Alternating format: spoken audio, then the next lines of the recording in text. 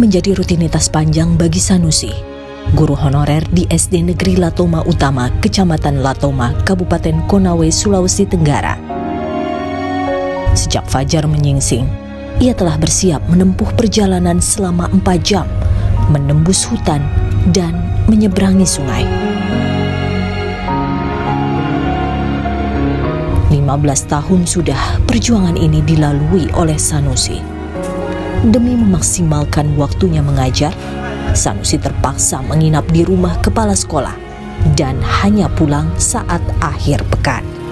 Kendala utamanya itu ya infrastruktur, terutama di jalan itu memang dari subuh saya jalan meninggalkan keluarga menuju ke tempat tugas itu memang melalui jalan yang cukup memang boleh dikatakan rusak total lah. Tapi karena pengabdian yang tinggi, ikhlas tetap saya jalan ke sini.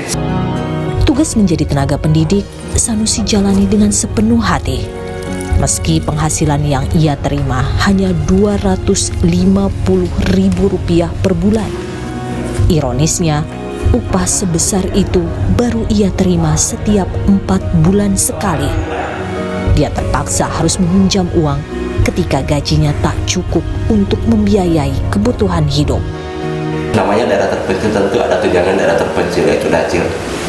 Nah, apakah pemerintah bisa kembali memberi kita peluang, khususnya di daerah terpencil, untuk mendapat hak kami, yaitu tunjangan daerah terpencil kepada daerah-daerah yang memang berhak untuk menerima. Menjadi guru adalah panggilan hati. Sanusi merajut mimpi bisa ambil peran ikut mencerdaskan bangsa lewat murid yang ia ajar, terutama anak didik di daerah terpencil.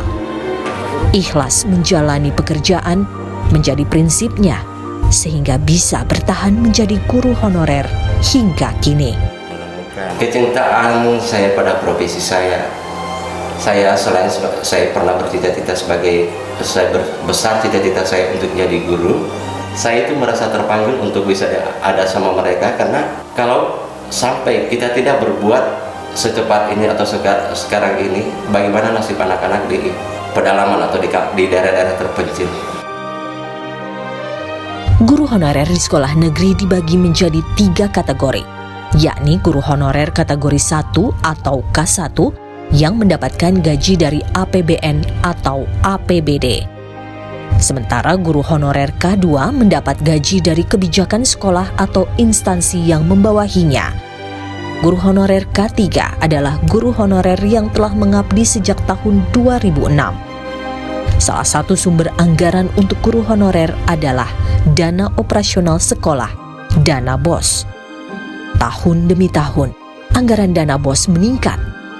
Tahun 2020, pemerintah menggelontorkan 54,32 triliun atau meningkat 6,03% dari tahun 2019. Tahun ini, negara menetapkan kebijakan baru. Sekolah diberikan keleluasaan menggunakan maksimal 50% dari total dana BOS untuk guru honorer. Tujuannya guna meningkatkan kesejahteraan guru honorer. Namun, kebijakan yang ada dinilai belum cukup untuk meningkatkan kesejahteraan guru honorer. Berdasarkan survei Ikatan Guru Indonesia (IGI) bulan Juli 2020, sebanyak lebih dari 36,8% guru honorer digaji antara Rp250.000 hingga Rp500.000 per bulan. Survei ini juga menunjukkan bahwa lebih dari sebagian guru honorer hanya menerima penghasilan kurang dari Rp1 juta per bulan. Harusnya mereka kan sesuai kemampuan tentu, tapi ada upaya-upaya yang tiap tahun gitu ya, si guru-guru honorer ini diapresiasi betul. Sudah mah di daerah terpencil, pedalaman, yang sulit diakses, itu harusnya ada tunjangan khusus bagi mereka, ya, melebihi daripada guru-guru yang lain. Sekarang kalaulah belum sampai optimal seperti itu, setidak-tidaknya mereka disetarakanlah dengan guru-guru yang lain.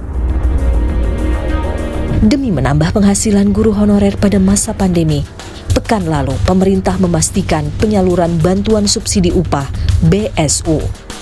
Bantuan ini ditujukan bagi lebih dari 1,6 juta guru, baik sekolah negeri dan swasta. Sejumlah persyaratan dicantumkan, salah satunya belum mendapatkan BSU lain dan tidak menerima bantuan kartu prakerja. Bantuan ditransfer melalui rekening baru guru honorer penerima BSU yang telah dibuat oleh pemerintah.